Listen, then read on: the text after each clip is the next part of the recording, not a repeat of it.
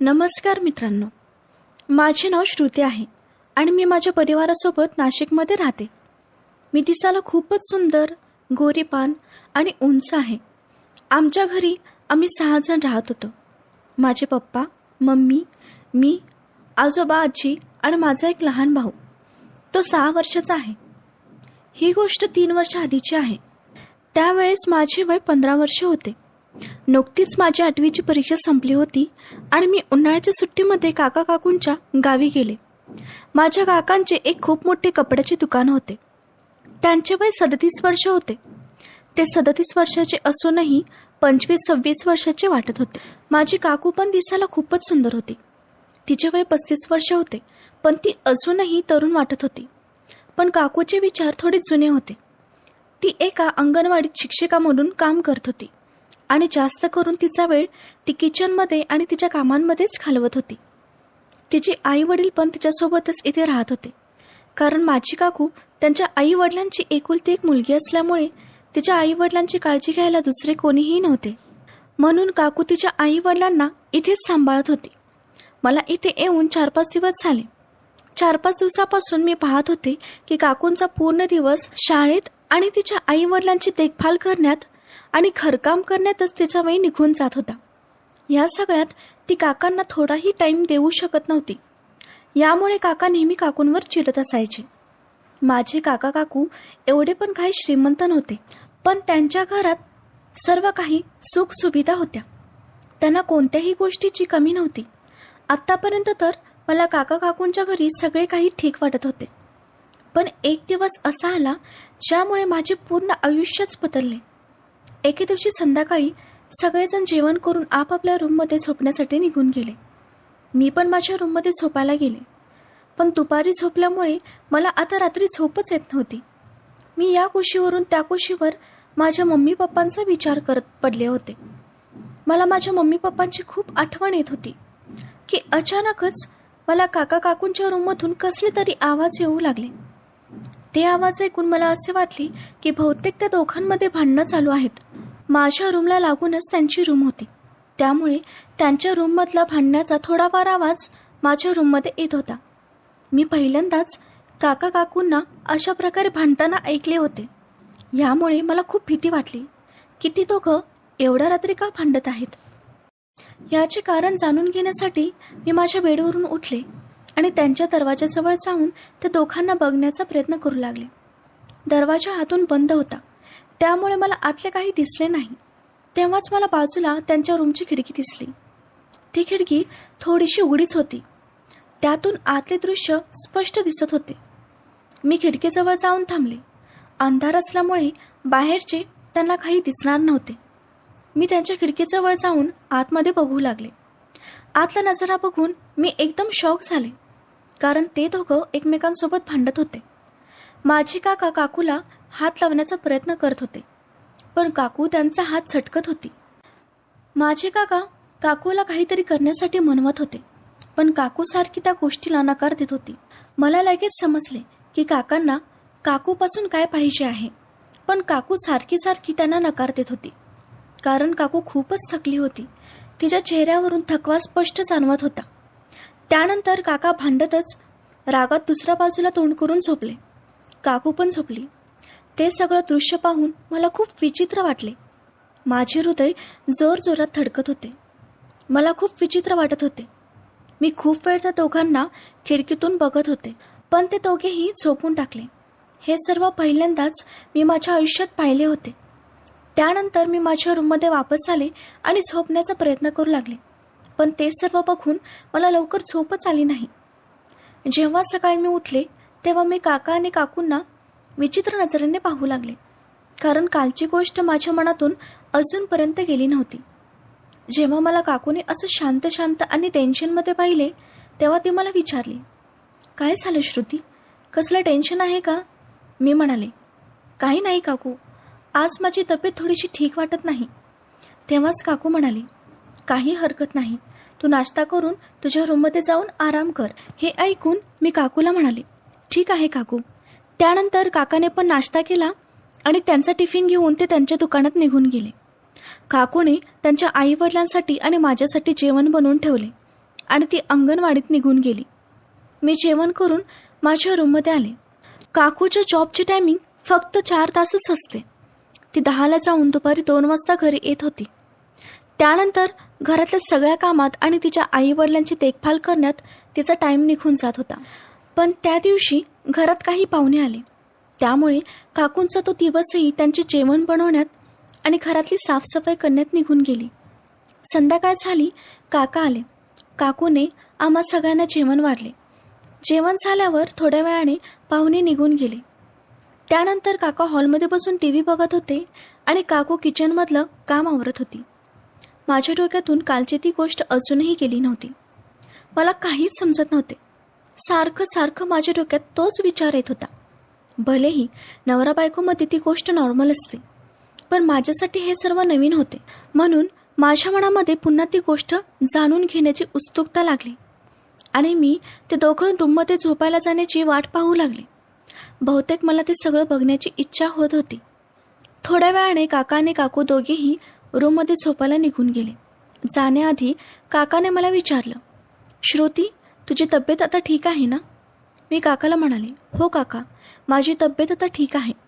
तेव्हाच माझ्या तोंडातून चुकून कालच्या रात्रीबद्दल बोलणं निघालं. काका, रात्री तुम्ही आणि काकू एवढ्या जोरात का भांडत होता? तेव्हाच काका नवल होऊन काकूकडे पाहू लागले. ते दोघेही आश्चर्य होते की ही गोष्ट मला कशी काय माहीत झाली. मी खूप घाबरले. अचानक माझ्या तोंडातून हे काय निघालं? तेव्हाच मी लगेच स्वतःला सावरत म्हणाले, काल रात्री माझ्या रूममध्ये तुमच्या दोघांचा आवाज येत होता. असं वाटत होतं की तुम्ही दोघे भांडत आहात. तेव्हाच काका म्हणाले, नाही, असं काही नाही. मी म्हणाले, ठीक आहे काका, माझाच काहीतरी गैरसमज झाला असेल. त्यानंतर मी माझ्या रूममध्ये झोपायला निघून आले.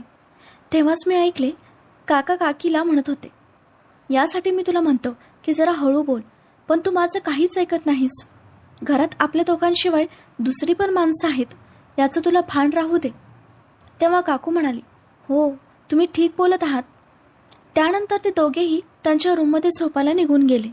थोडा वेळ निघून गेला तेव्हा पुन्हा त्या दोघांची कुसपुस मला ऐकू येऊ लागली. मी हळूच त्यांच्या खिडकीजवळ जाऊन ऐकू लागले. काका पुन्हा त्या गोष्टीसाठी काकूला म्हणवत होते आणि काकू नाही म्हणत होती, कारण आज पण काकू खूप थकली होती. पण काका जास्तच हट्ट करत होते. तिला हात लावण्याचा प्रयत्न करत होते, पण काकू त्यांच्यापासून दूर दूर जात होती. त्यांचा हात झटकत होती. काका आज पण खूप रागात वाटत होते आणि त्या रागातच दुसऱ्या बाजूला तोंड करून झोपी गेले. दुसऱ्या दिवशी काकूंनी मला बाजारातून काही सामान घेऊन येण्यास सांगितले. काकाला सुट्टी होती म्हणून काका मला म्हणाले, श्रुती, चल आपण दोघे बाजारात जाऊन सामान घेऊन येऊ, तसेच तुला एखादा ड्रेस घेऊया. मी ठीक आहे असं म्हणून काकासोबत बाजारला जाऊ लागले. वाटेत काका मला विचित्र नजरेने पाहत होते. मलाच समजत नव्हते की ते माझ्याकडे असे का पाहत आहेत. शेवटी मी काकाला विचारले, काय झालं काका, तुम्हाला काही बोलायचं आहे का? तेव्हा काका म्हणाले, नाही, असं काही नाही, फक्त थोडं टेन्शनमध्ये आहे. मी विचारले, काय झालं काका? तेव्हा काका म्हणाले, पहिला मी तुला शॉपिंग करून देतो, आपण बाजार करू, मग नंतर येताना आपण बोलू. मार्केटमध्ये पोहोचल्यावर आम्ही दोघे शॉपिंग करू लागलो. शॉपिंग करतानाच त्यांनी मला खूप सारे चॉकलेट्स, पाणीपुरी वगैरे खाऊ घातले आणि एका दुकानात घेऊन जाऊन मला माझ्या पसंतीचा खूप छान ड्रेस घेऊन दिला. मला समजत नव्हते की काका माझ्याशी असं का बोलत आहेत. त्यांच्या वागण्यातही थोडा फरक जाणवत होता. पण जेव्हा मला खरे माहीत झालं तेव्हा माझ्या तर पायाखालची जमीनच सरकली. पण सध्या मी तर खूप खुश होते, कारण काकांनी मला नवीन नवीन कपडे घेऊन दिले होते, चॉकलेट्स घेऊन दिले होते. जेव्हा आम्ही दोघं कारमधून वापस येत होतो तेव्हा मी काकाला विचारलं, काका, काय झालं, तुम्ही टेन्शनमध्ये का आहात? तेव्हा ते मला म्हणाले, श्रुती, मी कपड्यांचा व्यापार करतो हे तुला तर माहीतच आहे. त्यामध्ये मला कोणाची ना कोणाची मदत लागते. यामुळे मी तुझ्या काकूला रात्री थोडीशी मदत करायला सांगतो, पण ती मला मदतच करत नाही. दिवस रात्र फक्त ती तिचं काम, शाळा आणि फक्त तिच्या वडिलांची सेवेमध्येच तर राहते. आता तूच मला सांग, एकतर माझ्या बिझनेसमध्ये एवढं नुकसान होत आहे, मी एकटा कसं मॅनेज करू? तेव्हाच मी काकांना म्हणाले, काका, तुम्ही मला सांगा, मी तुमची काही मदत करू शकते का? ते मला म्हणाले, तू मला मदत करू शकशील? मी म्हणाले, हो करेन ना. तेव्हा ते मला म्हणाले, ठीक आहे, माझे कपड्याचे बिझनेस आहे, तर फक्त जे महाग कपडे आहेत ते एका साईडला आणि जे लोकल कपडे आहेत ते दुसऱ्या साईडला ठेवावे लागतात आणि त्याला आपलं स्वतःचं प्राईस टॅग लावावं लागते. फक्त एवढीच मदत पाहिजे. मी काकाला म्हणाले, ठीक आहे काका, मी तुमची मदत करेन. काका मला म्हणाले, रात्री मी तुझ्या रूममध्ये येतो आणि सगळं काही कामाबद्दल शिकवतो.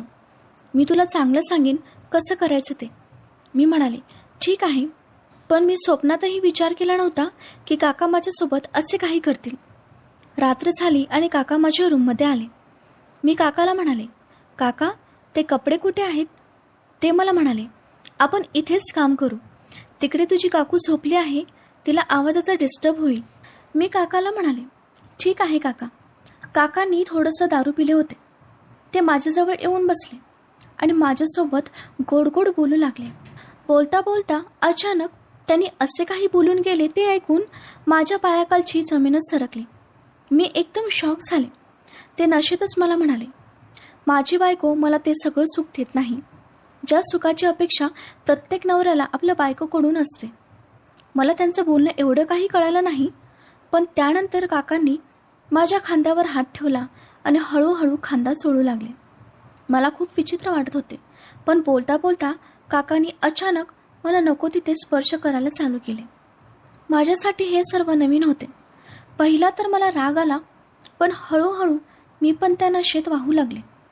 ते सर्व मला खूप चांगलं वाटत होते. ते नशेत होते, तसंच ते खूप दिवसापासून भुकेले होते.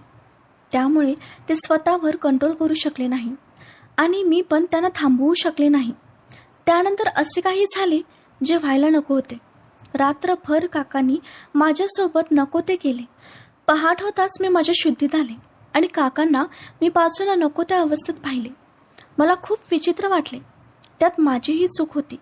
मला पश्चाताप होत होता. काकांनी मी उठवले आणि हॉलमध्ये जाऊन झोपण्यास सांगितले, कारण जर काकू उठली तर खूप हंगामा होईल. काका जाऊन हॉलमध्ये झोपले.